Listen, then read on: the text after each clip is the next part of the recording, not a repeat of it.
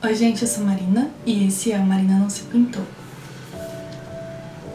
No meio do ano passado eu fiz um vídeo falando sobre minhas últimas leituras e eu perguntei sobre qual livro dos que eu falei vocês queriam um vídeo só dele. E a maioria votou em Cristianismo Puro e Simples. Eu sei que faz muito tempo, mas eu pago as minhas dívidas.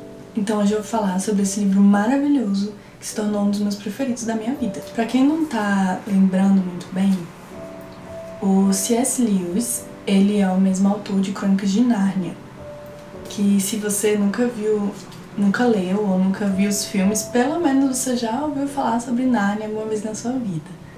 Então esse autor é um autor inglês, né? E ele escreveu também muitos outros livros cristãos, a maioria ensaios, né? Ele se converteu do ateísmo para o cristianismo, e isso ele conta melhor no outro livro dele, que é o Surpreendido pela Alegria. Agora, nesse livro aqui, ele tenta construir um raciocínio para explicar o que é o cristianismo. Mas antes tem todo um contexto. Esse livro foi escrito baseado nas falas dele para a rádio da BBC durante a Segunda Guerra Mundial. Então, com esse livro falando sobre o cristianismo, ele queria realmente trazer à tona assim, uma mensagem de esperança, uma luz em meio à escuridão para aqueles que acreditavam, né, e precisavam realmente relembrar o que significava ser cristão em meio àquele caos, e até para aqueles que não conheciam, mas também precisavam de uma mensagem positiva, né? Bom, mas antes que você pense assim, nossa, mas o cristianismo tem muitas variações, como é que ele vai explicar simplesmente o que é o cristianismo? Bom, ele mesmo fala que o objetivo dele não é entrar em mínimas diferenças teológicas entre cada denominação. O objetivo dele é fazer com que você chegue ao que é o cristianismo em sua forma mais pura e simples, como diz o título, né? Ele compara como se fosse um hall que tem várias portas.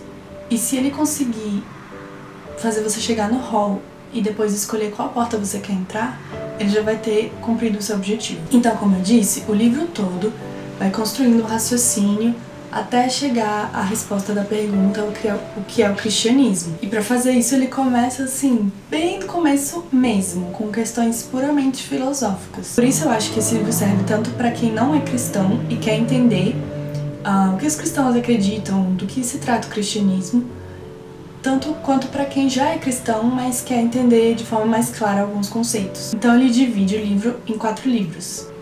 O primeiro livro se chama O Certo e o Errado como uma pista para entender o significado do universo. O segundo livro é No que os cristãos acreditam. O terceiro é O comportamento cristão. E o quarto é Além da personalidade, ou Os primeiros passos para entender a doutrina da Trindade. Então, como eu falei, ele começa bem do começo mesmo. Então, no primeiro livro, ele trata de questões como o que é certo e errado, o que é moral, o que é ética. E você só consegue prosseguir para os próximos capítulos se você pré-estabelece algumas coisas. Então, ok, agora que já pré-estabelecemos que certo e errado é isso e que a moral é isso, podemos seguir para o próximo. E assim ele vai fazendo durante todo o livro. Aí, a partir do livro 3, ele já começa a entrar em questões teológicas mesmo. E ele mesmo diz que, se eu não me engano, é no capítulo sobre fé, que ele fala, se você realmente não tem fé, talvez a partir daqui esse livro não sirva pra você.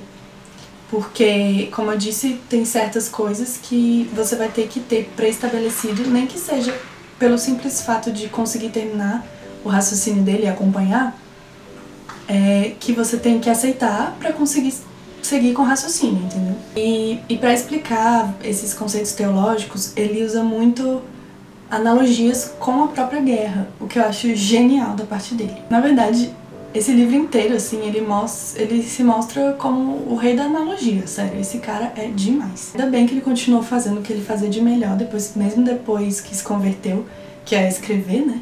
Porque ele realmente tem o dom com as palavras, gente, assim, é impressionante. Eu indico realmente esse livro pra todo mundo que quer entender, afinal de contas, o que os cristãos acreditam, né?